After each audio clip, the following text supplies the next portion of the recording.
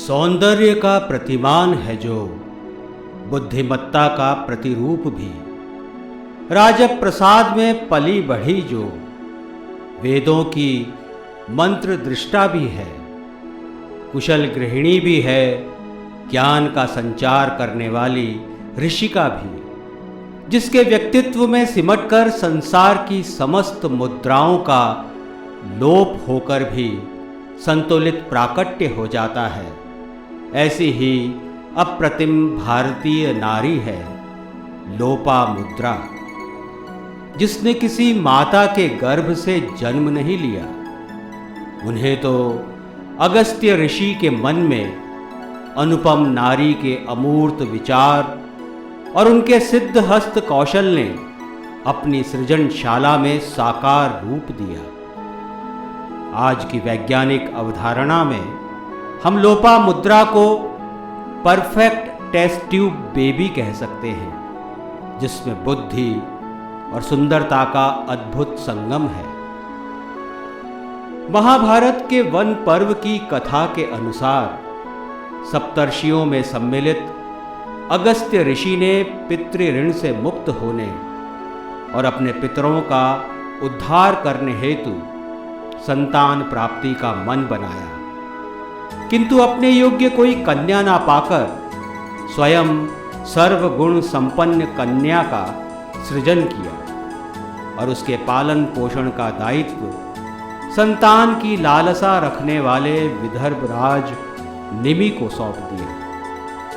लोपामुद्रा के विवाह योग्य होने पर उससे विवाह किया और अपनी वंश परंपरा को आगे बढ़ाया। लोपामुद्रा राजकुमारी से गृहिणी बनी और फिर बनी ऋषिका, जिन्होंने ऋग्वेद में गार्हस्थ जीवन दर्शन संबंधी ऋचाएं लिखी।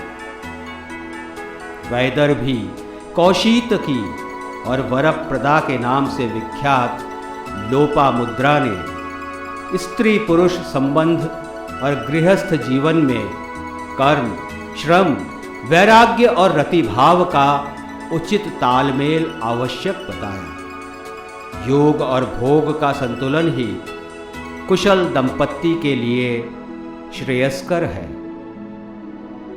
पूर्वेरहं शरदश्रश्रमाणा दोषवस्तो रुषसो जरयन्तीः मिनातिश्रियं जरिमातनो नामप्यो न पत्नीर्वृषणो जगम्यः। विंध्याचल के पार दक्षिण की गंगा कही जाने वाली कावेरी नदी लोपामुद्रा का ही परिवर्तित रूप है।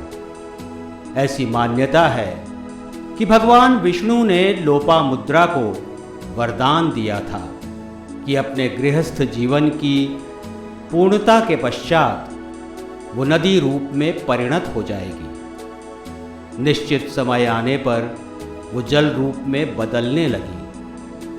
तब अगस्त्य ऋषि उसका विछोह सहन न कर सके और समस्त जल को अपने कमंडल में एकत्र कर लिया।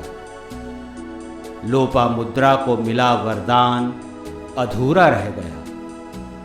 तब भगवान श्री गणेश मदद को आए। ऋषि अगस्त्य जब ध्यान में लीन थे, तब कौवे के रूप में श्री गणेश ने कमंडल को गिरा दिया और लोपामुद्रा कावेरी की जलधारा के रूप में बह निकली और प्यासी धरा को जलसिक्त करने लगी।